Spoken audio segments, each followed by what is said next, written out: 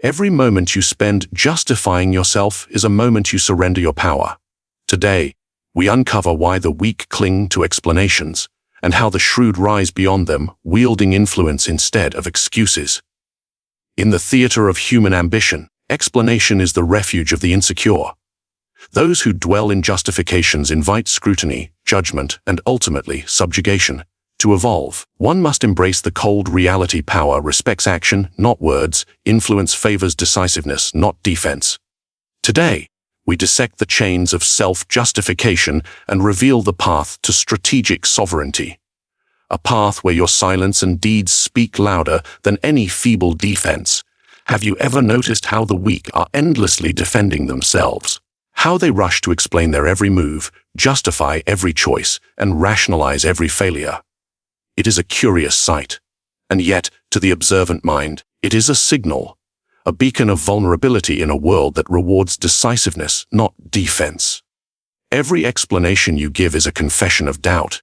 It whispers to the world, I fear judgment, I am unsure, I seek validation. And those who seek validation are those who surrender influence. History is littered with such examples. Consider Julius Caesar advancing through Gaul. He did not pause to explain his every action to Rome. He acted, and the world took note. Those who questioned him, who demanded justification, were left behind, powerless. Action is the language of power. Words are the refuge of the powerless. Think of a moment in your own life. Perhaps a colleague questioned your decision. Did you feel compelled to justify yourself? Did you outline the steps, reason aloud, beg for understanding? Observe the subtle shift in perception that occurs. Even if your explanation is perfect, the act of justifying signals that your position is negotiable, that your power is contingent on approval. Why do we do this? The answer lies in the mind's insatiable hunger for security. To explain is to seek reassurance. To justify is to hope that others will accept your reasoning, your logic, your version of events. And yet, the world does not honor logic. It honors results. Machiavelli observed this in the courts of Florence, in the palaces of princes. Those who moved with boldness, those who acted decisively without apology, carved their place in history. Those who lingered in explanation became invisible, pawns to the will of others. Psychologically, this behavior is rooted in the fear of social sanction. Our species is hardwired to seek acceptance, to avoid ostracism. And so, we explain ourselves, believing that reason can shield us from rejection. But reason is a fragile armor. Others do not merely evaluate your logic, they measure your confidence. They gauge the steadiness of your hand, the sharpness of your eyes, the certainty in your tone. Each explanation weakens this measure. Each justification is a chink in the armor. Consider the strategist's perspective. To wield influence, you must understand how others perceive vulnerability. When you justify, you reveal an opening. A general does not explain why he deploys his troops to the left flank. He acts, and his enemies interpret his actions, and in that interpretation, they find both opportunity and threat. If he paused to explain, he would relinquish the initiative. Similarly, in your life, every explanation you offer surrenders initiative to those who observe silently, waiting to exploit hesitation. Now, let us look at manipulation through this lens. When you justify, you grant the observer power over your narrative. They can challenge, dispute, and debate. They can plant seeds of doubt in their own mind and in the minds of others. But when you act without explanation, ambiguity becomes your ally. Others are left guessing. They must interpret, they must infer, they must respect. Uncertainty about your motives creates intrigue, and intrigue is the currency of influence. Imagine a courtroom where the accused does not speak, letting the jury imagine the noblest intentions. Imagine a boardroom where the decisive executive acts without apology, letting competitors chase shadows rather than substance. Imagine the social gatherings where the confident few say nothing at all, yet command attention with the mere tilt of a head or the firmness of a glance. These are not accidents. They are strategy incarnate. So I ask you, are you willing to surrender your authority with every explanation? Are you prepared to reveal the cracks in your confidence for the fleeting comfort of understanding? Or will you step into the shadows of strategic silence, where action speaks and words fade into irrelevance? History, psychology, and power converge on this truth. Explanation is the refuge of those afraid to act. Justification is the cloak of the powerless.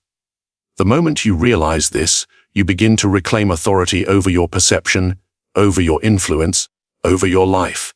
And yet, recognizing the trap is only the beginning. For understanding the tyranny of justification forces a deeper question: if not words, then what? If not explanations, then how do we secure our position, assert our will, and evolve beyond the weak who linger in defense?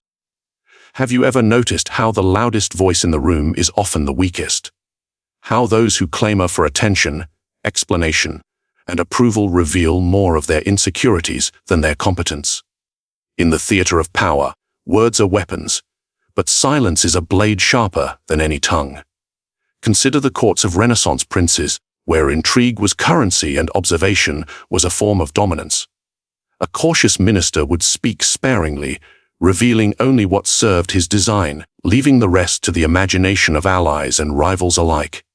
His silence was not ignorance, it was strategy. Every pause, every measured omission, became a lever to manipulate perception. To speak too much is to hand your adversary the tools to shape your narrative. To remain silent is to compel them to fill the void with respect, fear, or uncertainty. Ask yourself this: how often have you felt compelled to respond immediately, to counter criticism, to clarify your intentions? Do you realize that every response, however polished, diminishes your control? Each explanation anchors you to the expectations of others, binding your power to their judgment. Silence, however, severs this chain. It creates a space where you dictate nothing yet command everything. History is abundant with those who wielded silence as an instrument of power. Napoleon, a master of psychological warfare, often let rumors swirl around him without comment. He understood that the uncertainty of his enemies, and even his allies, was more valuable than any speech could ever convey. By refusing to confirm, deny, or explain, he forced others to act in reaction to him rather than against him. Every unanswered question became a thread he could manipulate, every silent moment a trap for the presumptuous. Psychologically, silence has a weight that few comprehend. Humans are pattern-seeking creatures. We hunger for meaning, for explanation, for certainty. Leave them without it, and their minds fill the void with assumptions, often inflating your power, your cunning, and your perceived influence. In this way, silence is not absence, it is creation. You shape perception without uttering a word. The observer does not realize they are being guided, subtly, by the empty space you leave behind. Let us examine the modern battlefield, the corporate arena, the social sphere, the theater of reputation. The executive who dominates the room often speaks sparingly, allowing colleagues to present themselves while he absorbs the currents of thought. The influencer who commands loyalty posts selectively, crafting an aura of mystique. The leader who achieves unquestioned respect in any circle does not justify or defend, he selects what to reveal and what to conceal. Every unnecessary word spoken is a chink in the armor of authority. Silence, conversely, shields, magnifies, and mesmerizes. The power of silence is intimately tied to timing. Consider the duel of wits between two political adversaries. One rushes to explain, to defend, to persuade. The other remains still, letting the first exhaust himself in exposition. By the time words are spent, action alone defines the outcome. Silence allows observation to become intelligence, intelligence to become strategy, and strategy to become dominance. Now, you may ask, is this passivity? Is this cunning akin to inaction? On the contrary, silence is deliberate. It is active restraint. It is the decision to let your presence, your choices, and your actions speak, while others reveal themselves in their eagerness to fill the void. Every word you withhold becomes a lever of control, every pause a silent command. The observer becomes your unwitting participant, projecting onto you their fears, their ambitions, their assumptions. In effect, they do your work for you, while you remain untouchable. Think of a masterful negotiator who says nothing in response to provocation. Each pause tests patience, sows doubt, and compels concession, or a military commander who holds position without justification, forcing the enemy to guess, to hesitate, to miscalculate.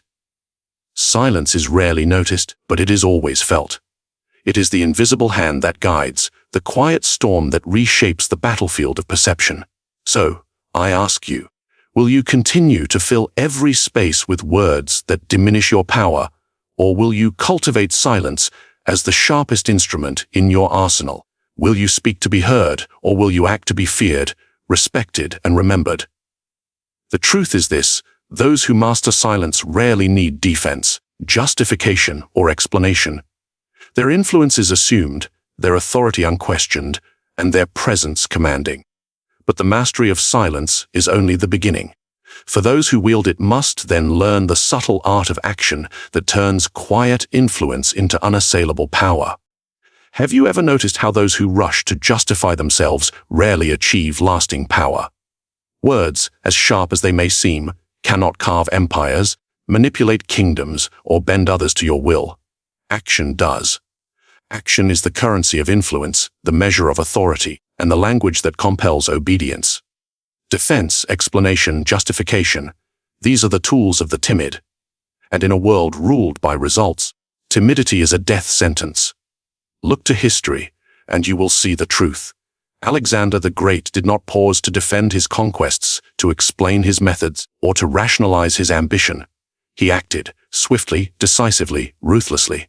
His enemies and allies alike were left to interpret his motives, forced to react to his momentum.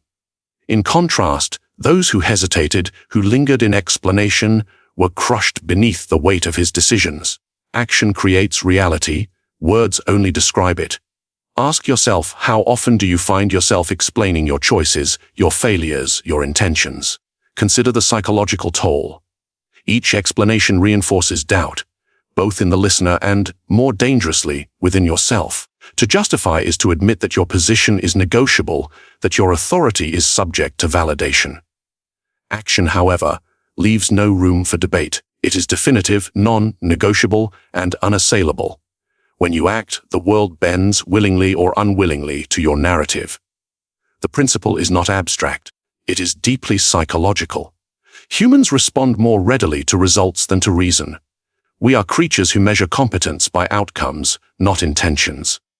How often have you been swayed by the achievements of others, even when their methods were obscure? How often have you doubted the word of someone eloquent, only to yield to those who deliver tangible results? Action commands attention because it cannot be denied, rationalized away, or dismissed. Consider the cunning of political maneuvering. A ruler under threat does not respond with speeches to quell dissent. He moves armies, shifts alliances, restructures power. Each decisive act overrides opinion that could otherwise weaken him. Words are fragile shields, actions are fortresses. In personal affairs, this principle holds just as true. The person who achieves what they intend, silently but effectively, controls perception without explaining themselves. Others are compelled to adapt, react, and ultimately respect. Real-life manipulation thrives in this principle. A master negotiator does not spend hours arguing their case. They craft the terms, implement the strategy, and force the opposition to chase them. A CEO does not justify a bold acquisition, they execute it, leaving competitors scrambling to respond. Even in everyday social arenas, those who act decisively gain influence over those who merely speak. The psychological lesson is clear: defense is reactive, action is proactive.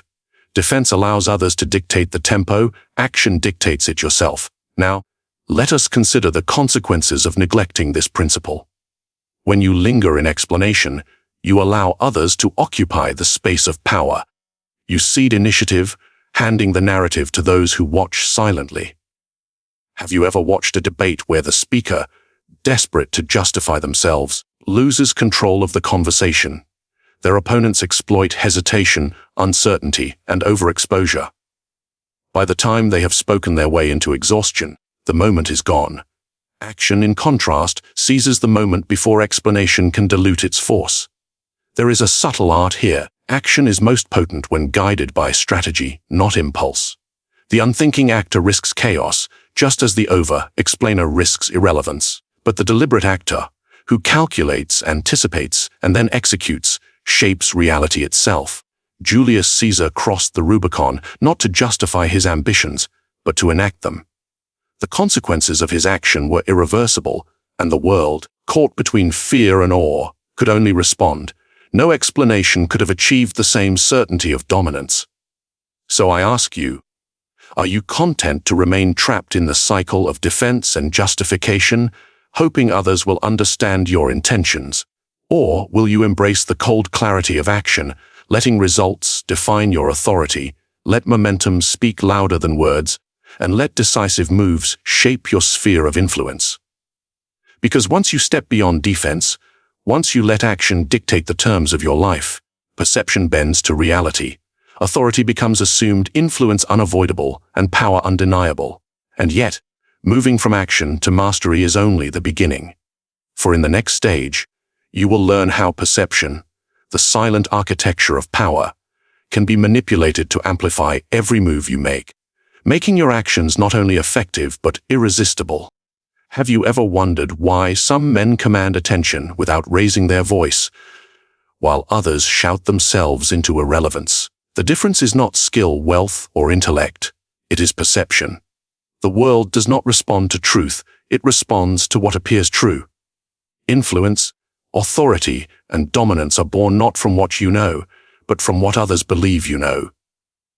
Perception is the true currency of power, and mastery of it separates the potent from the powerless. Consider the princes and rulers of history, who understood that reality could be sculpted with the mere projection of strength. Frederick the Great of Prussia, for instance, cultivated the illusion of invincibility. He projected confidence and decisiveness even when faced with uncertainty. His enemies hesitated not because of his army alone, but because of what they believed he represented. They feared perception, not facts. And in that fear, he seized advantage before any battle was fought. Ask yourself, how often do you reveal your every thought, intention, and plan? Each disclosure allows others to measure, anticipate, and counteract you. Every detail you reveal reduces the mystery, and mystery is the soil in which respect and influence grow. Those who control perception are not necessarily the strongest. They are the most strategic. They guide how the world interprets their actions, decisions, and even their silence. The psychology behind this is simple, yet profound. Humans are pattern-seeking creatures, drawn to certainty even when it is false. They fill gaps in knowledge with assumptions. If you understand this, you can manipulate those assumptions to your advantage. The observer will interpret your hesitation as depth, your calm as superiority, your silence as calculated control. Perception transforms ambiguity into power, shaping the world according to the narrative you project rather than the messy reality beneath. Look to the art of diplomacy. A shrewd ambassador does not argue endlessly for his position. He curates appearances. He presents confidence, cultivates allies, and lets uncertainty unsettle the opposition. He understands that perception dictates influence. Similarly, in business, the CEO who appears decisive, visionary, and unshakable attracts investment, loyalty, and respect, even before results manifest. Action without perception is ignored. Perception without action is fragile. But together they are unstoppable. Manipulation thrives in this arena. Observe social hierarchies, even in mundane settings. The person who projects competence often rises faster than the person who possesses it silently. Their perceived authority alone bends behavior. People defer, listen, and strategize around them. Meanwhile, the over-explainer or the insecure thinker may possess insight, skill, or intelligence, but without the control of perception, they are overlooked, undermined, and forgotten. Influence is a shadow, and perception shapes it. Perception is also a shield. Those who command it rarely need to defend themselves. A general who appears invulnerable deters attack. A leader who appears decisive discourages dissent. Even failure, when framed strategically, can enhance perception. Thomas Cromwell in the courts of Henry acted decisively, often ruthlessly, allowing perception of omnipotence to precede him. Allies and rivals alike feared him, not merely for what he could do, but for what they imagined he could do. Fear of perception often outweighs reality itself. But here is the subtlety: perception is never static. It must be cultivated, monitored, and occasionally manipulated. Every action, every pause, every word, or lack thereof, feeds it. If you ignore it, others will define it for you, and they will not define it in your favor. How often do you allow others to narrate your story, to frame your intentions, to dictate how your actions are interpreted? In doing so, you surrender the most potent form of control. So I ask you, will you continue to act in the dark, unaware of how the world perceives you? Or will you learn to wield perception as a weapon to guide the judgments of others and to make reality bend to the narrative you craft? Consider the lives of those who rise and those who fall. Often, the difference is not what they do, but what others believe they do. Influence is imagined before it is enforced, and power is granted before it is seized. Perception is the invisible hand that shapes outcomes, the silent strategist behind every victory, the unseen force that bends reality without resistance. But mastery of perception is only the penultimate step. For once you command the eyes of the world, the next challenge emerges: loyalty, the unseen engine that converts perception into unwavering control. Have you ever paused to consider who you truly are when no one is watching? When approval, applause, and expectation fall away, what remains is raw potential or mediocrity. Evolution, real evolution, is not the accumulation of knowledge or skill. It is the ruthless refinement of self. It is shedding weakness, abandoning dependency, and sculpting a version of yourself that commands influence, inspires fear, and bends circumstances to your will. History is littered with those who remain trapped in their old selves, tethered to expectation and explanation. They sought validation, justification, and the comfort of familiarity. And history is equally abundant with those who embraced the cold discipline of self-transformation. Napoleon did not merely conquer armies. He remade himself constantly, adapting strategy, demeanor, and perception to ensure he remained untouchable. He evolved while others stagnated, and in that evolution, he found supremacy. Ask yourself, are you evolving or are you merely reacting? Do you respond to life's challenges with thoughtless defense, or do you actively refine your strategies, your instincts, and your presence? True power does not arise from passivity. It emerges when you recognize that the only loyalty you can truly count on begins with yourself. Master yourself, and all else. The people, the situations, the power structures, become instruments under your control. Psychologically, evolution of the self requires embracing discomfort. It demands the courage to abandon ingrained habits, to confront the insecurities that others exploit, and to discard illusions of morality when they hinder effectiveness. Marcus Aurelius wrote of self-mastery, but the lesson extends beyond philosophy. Those who evolve ruthlessly, who act decisively, manipulate perception, and master silence, do not merely survive, they dominate. Every hesitation, every indulgence in explanation, every concession to fear is a chain that binds your potential. Break them, and you step into a plane where influence becomes instinct and strategy becomes second nature. Consider the strategist's mind. A chess player does not simply react to the opponent's moves. He anticipates, adapts, and forces the board to conform to his design. So too must you force life to conform to your evolving self. Each decision should reflect not only immediate advantage, but the long-term transformation of your authority, your presence, and your identity. Self-evolution is not vanity. It is survival, dominance, and control.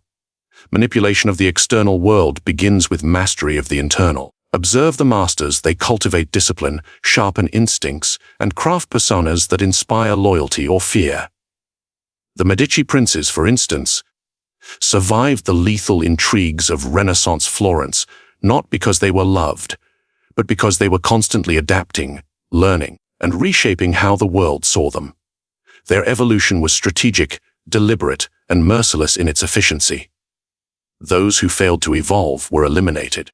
Those who did not recognize the necessity of reinvention became footnotes, ignored, and powerless. And here lies the psychological truth few admit.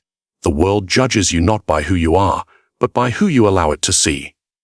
Every action, every display of confidence, every calculated omission, every silent pause contributes to the persona that wields influence. Evolution is not merely self-improvement, it is self-fashioning. It is abandoning the false need for external approval, embracing cold realism, and taking command of your narrative before others do. So I ask you, will you cling to the comfort of old patterns, excuses, and justifications? Or will you step into the rigorous discipline of self-evolution, where every thought, every action, and every perception is weaponized for influence? Will you remain a passive actor in your own life, or will you become the architect of your destiny, the strategist of your presence, the force to which the world bends? The path is not comfortable.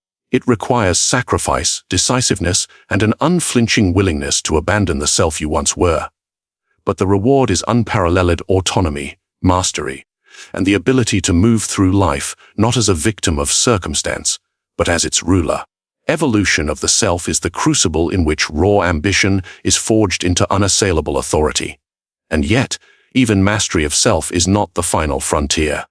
For the one who evolves, acts, commands perception, and wields silence must now confront the ultimate challenge, transforming influence into enduring legacy. The final key lies not in what you do, but in how you are remembered, how your power resonates beyond your presence, and how your strategies outlive you. Power is rarely taken by force. It is quietly claimed in the spaces others leave unguarded. It is whispered in silence, reinforced in action, and cemented in perception. Do you see now why explanations weaken and silence commands? Why action dominates defense, and why the mind that shapes perception rules more than armies ever could? Control is not overt. It is subtle. It is the art of bending others without their knowledge, of guiding choices while appearing absent, of making influence feel like free will. This is the shadow in which true authority thrives. Those who grasp it move unseen, yet leave marks everywhere. They evolve while others stagnate. They act while others hesitate. They command respect and loyalty without a single demand. Ask yourself, are you content to react, to explain, to plead for understanding? Or will you step into the quiet mastery that bends reality itself? Comment your thoughts below. Reveal what you have learned or what you dare to apply. Subscribe to sharpen your strategies and share this lesson to seed influence in the minds of others.